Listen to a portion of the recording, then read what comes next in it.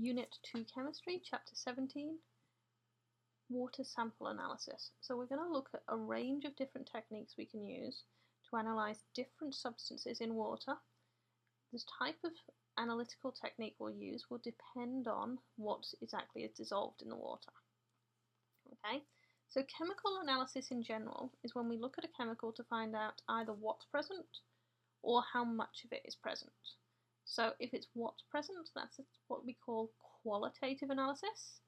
If we're trying to find out how much is present, we call that quantitative analysis. So our qualitative, we could use chromatography. And you all have done chromatography, maybe separating out pen inks. It gets a bit more complex than that, but it's the same basic idea. It's a separation technique, and then you figure out what you had in there. Okay? Or we can use a type of spectroscopy. Now you've done a very simple type of spectroscopy, I would imagine, because you've probably done flame tests.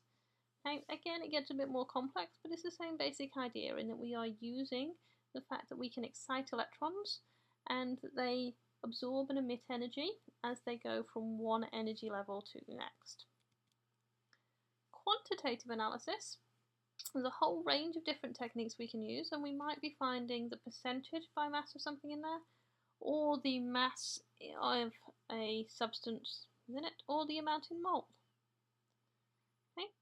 We can do a number of different techniques. We do volumetric analysis if we want to find out the amount of an acid or a base, so the concentration of it.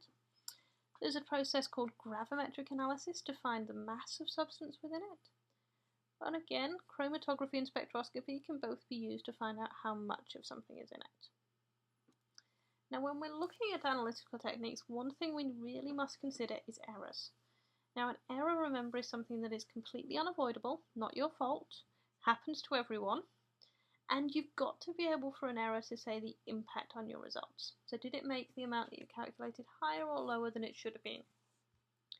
We're looking for those that always give the same effect, therefore.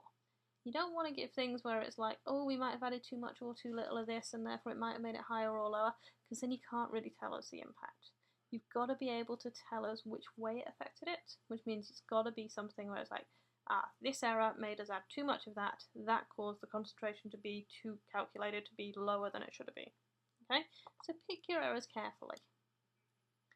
So we're going to be looking at how we can analyse acids and bases, dissolved salts, and organic substances. Okay, if we are looking at organic compounds, we're going to use a type of chromatography called HPLC. For acids and bases, we're going to use volumetric analysis. For dissolved salts, it depends what the salt is, but we can use this process called gravimetric analysis, or we could use a couple of different types of spectroscopy depending on exactly what we've got dissolved. And that's what we're going to be looking at over the next 3 chapters.